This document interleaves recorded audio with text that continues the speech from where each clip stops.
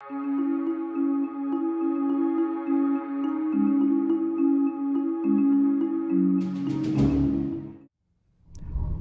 my name is Ron, and I'm joined today by Juan, James, Todd, and Manny. And we're here to discuss the first of a series of veterans roundtables that dig deeper into the military to civilian transition for veterans, the New York Stock Exchange Veterans Associate Program. So we're going to spend a little time today, and we're going to find out a little bit about the veterans that are with me. And I'm going to start off by asking them to introduce themselves and tell us their name, how they served, where they are for the summer in the program, and what they would like to do after they're done with the program and or school, which some of them are also attending. So let me start at the far end with Juan, and please tell us, first of all, we would like to know, how you served and what you're doing for the summer. So my name is Juan Palisoul. I served in the Navy for a total of 8 years, active and reserve. I was a gas turbine tech systems technician, so I was on the electrical side, basically compared to a civilian position that would be a power plant operator. So, and from there, after I separated from the military, my husband separated from the active duty as well, and we transitioned back to New York. And I have been attending school and have a master's in IT management, which is the main reason why I've been placed in the Global Web Organization department of NYSE. And currently I'm very happy to be in the department, learning a lot of hands-on in terms of website development and release management. And I will be returning to Columbia University for a master's in fundraising management this fall. Thank you. And I'd like to move on now to Manny. My name is Manny Aguilar. I served in the Marine Corps for 4 years. And while I was in, I did supply and logistics for an infantry unit based out of Camp Pendleton, California. I deployed 2 times in support of Operation Iraqi Freedom. And I ended my active service in 2007. Moved back to New York, and I'm currently studying accounting in Fordham. And for the summer, I'm actually in the audit services group, which ties in perfectly to my major, so I'm pretty excited about that stuff. And what would you like to do after you're done with the program in school? Well, I'm really looking forward to graduating and seeing how I can apply my accounting background in the business world. So it's a great opportunity to see what's out there and kind of find my way. See where I want to end up. Great, thank you. So on to James. James Dreiling. I served 8 years active duty in the Army as an unmanned aircraft systems operator, or as we call it, it was a remote control spy plane pilot, essentially for layman's terms. But I'm currently at NYU studying public administration and policy. I'm 1 year into a 2-year program. Right now I'm at the Corporate Responsibility Office of the New York Stock Exchange, working on different programs for that. And after I finish with school and this program, I hope to stay within corporate responsibility, maybe a Fortune 500 company. Thank you. And Todd. Hi, I'm Todd Hendricks. I'm from Austin, Texas, a recent graduate of the LBJ School of Public Affairs. I'm working in NYSE Life, the derivatives part of the business, and I served 7 years with the United States Navy, 2 deployments with Operation Enduring Freedom, and I'm happy to be here this summer. Glad to have you. A little bit about my background is I'm a retired CW03 Navy officer. I had a total of 10 years active duty in submarines in the Navy. I did 6 years in the Air National Guard as a weapons mechanic, and I finished out my Navy reserve time in the intelligence community as an electronics officer. So a little bit of everything there. My transition to the civilian world was probably a little different in that I wound up being hired by IBM Corporation out of the research and development facility for the Trident submarine in Newport, Rhode Island, where I had been working as a Navy support person. That led me down to a position with Lockheed Martin when they bought the Federal Systems Division of IBM. And that in turn put me in contact with a number of folks, one of which who turned out to be the chief digital officer of the New York Stock Exchange, who's also a friend of mine. So I had an unusual transition, but it was really based on the transition, networking, and the former military connections I made because my friend, who's also the chief digital officer, is a former Navy CT, so we had a lot in common for a long time. So I'd like to move on to some other questions if we can, and I can either throw these out or you can volunteer as you'd like, and let's see where they go. So the first question I have is, have you used any other vet-specific resources since leaving the military, and if so, what was the result? I've used quite a few, actually. When I first arrived in New York after separating from the military, basically my first stop was the VA. And I became, they basically told me of all the specific benefits that I was entitled to, which really made the transition a lot easier than I thought it was going to be. I was worried about, health insurance and job placement and everything like that. And the VA, for their part, did do a pretty good job of at least making me aware of what is available. Actually getting to those services is a different issue, but and then also Iraq and Afghanistan Veterans of America has been great. They're centered here in New York, and they have a huge community, mostly online. And they just is a giant community of veteran sharing, basically programs throughout the country. And that's exactly how I became aware of this program at the stock exchange, was through IAVA saying, hey, there's this great program for veterans. So yeah, there's been more than a few resources that I've used. Great. And I also use several of the veterans resources as well, one of which is 4Block. It's a veteran-owned small business that assists student veterans with career transition, whether it's obtaining internships or job placement, and also networking events and career development. And I've learned through them about the opportunity here at the New York Stock Exchange, as well as the Columbia Military Veterans Club, which is a school club that's started by student veterans at Columbia. And through those two programs, we've been in contact with other schools such as NYU. There's a big network for student veterans, as well as the Student Veterans of America, and they're a big resource as well. Thank you. Todd? I've also used. Or Manny, sorry. Oh, I'm sorry. Sorry. So I didn't mean to cut you off. I've also used the Iraq Afghanistan Veterans of America. Like Todd was saying, they're a great organization that really. It's actually James. Oh, James. Sorry. I could tell The resemblance.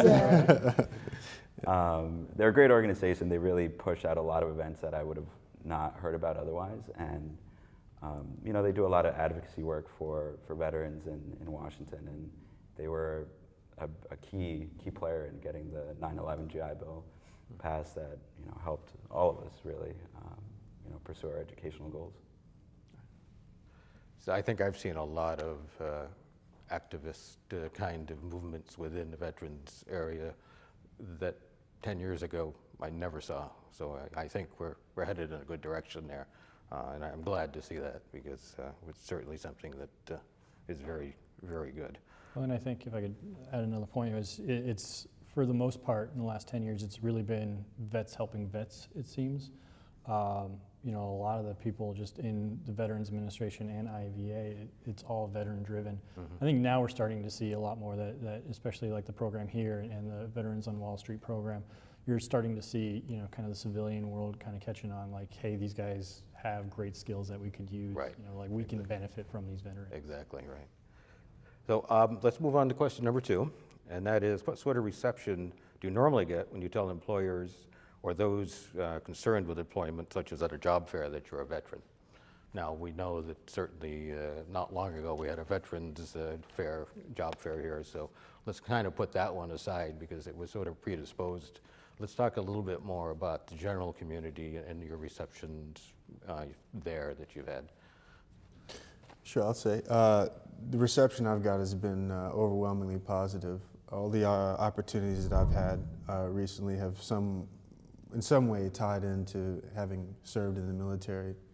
I'll give you an example. Last week I was at Morgan Stanley getting some training on their trading desk. Mm-hmm. And I met one of their executives, and the trader I was working with said, hey, meet Todd, he just recently graduated, and he was happy to meet me, but there wasn't so much of an enthusiastic response until the guy said, oh yeah, and he has 2 tours in the Middle East. And the guy turned around and said, wow, how can I help you? So that's pretty representative of the reception I've got. It's amazing how receptive Wall Street has been to people with our experience. So I'm grateful for that. That's great. And it's not, I wouldn't even say it's just Wall Street. It's also, that was a big thing about my transition, as I was wondering, I was worried about how I'd be accepted into the academic community, especially, a community like NYU, which, like my, bias about it was that it wasn't military friendly. And then getting in and, people are just so curious about it. I mean, we're kind of oddities in a sense, in the fact that I am one of 4 veterans in a program of nearly 1,000. So I have an experience that very few people have.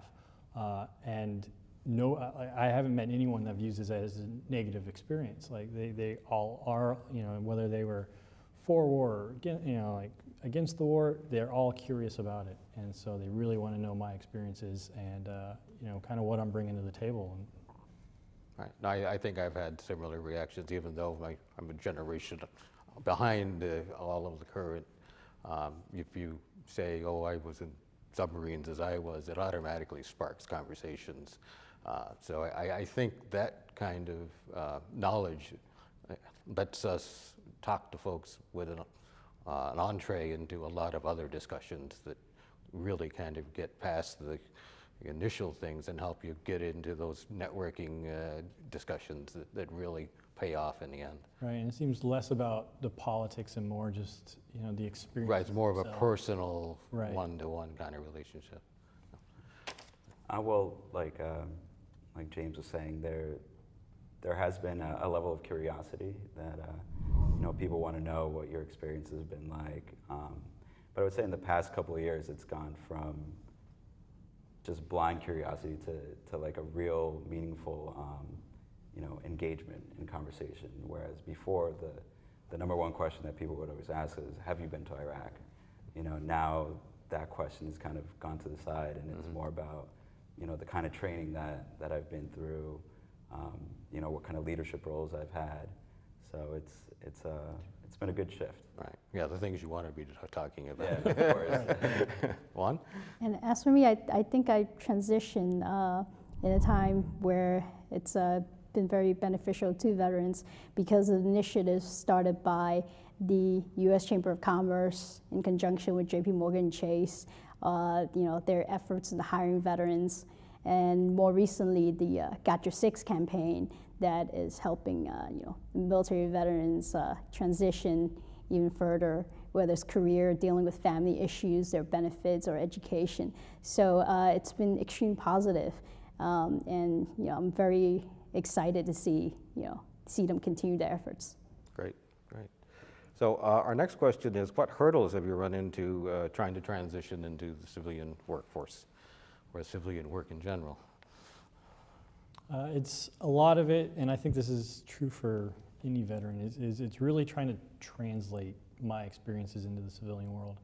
I have a lot of leadership experience, but it's not in the corporate environment. So how much of that actually transfers over, and trying to articulate that, especially on a resume or in an interview, that I find that pretty challenging to do. No, I think that's particularly tough because just as the civilian world doesn't understand the jargon of the military doesn't necessarily understand the civilian jargon as well. So right. I think we need a little work on interpretation across both of those fronts. Yeah, a Rosetta Stone of sorts would be great. Like a cheat sheet. So, You want to? Yeah, actually, in terms of hurdles, what I find to be one of the biggest challenges for me is coming out of university with a degree but lack the actual experience in that particular field.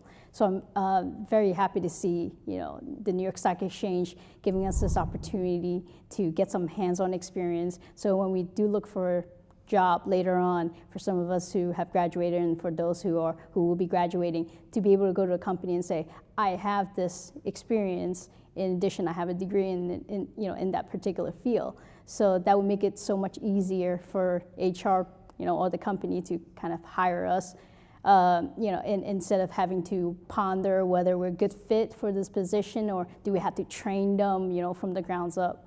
So that's, again, I'm very grateful for this program.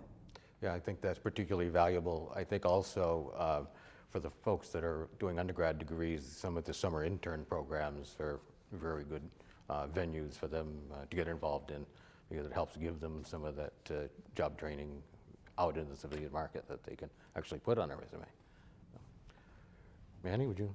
Oh yeah, comment, well, or? to touch on what Juan was saying, I would say the biggest hurdle I've had is trying to convey to an employer that I have leadership skills and the technical proficiency that I'm lacking, I can pick on. I can pick up very quickly, So that's really the hardest thing, I would say.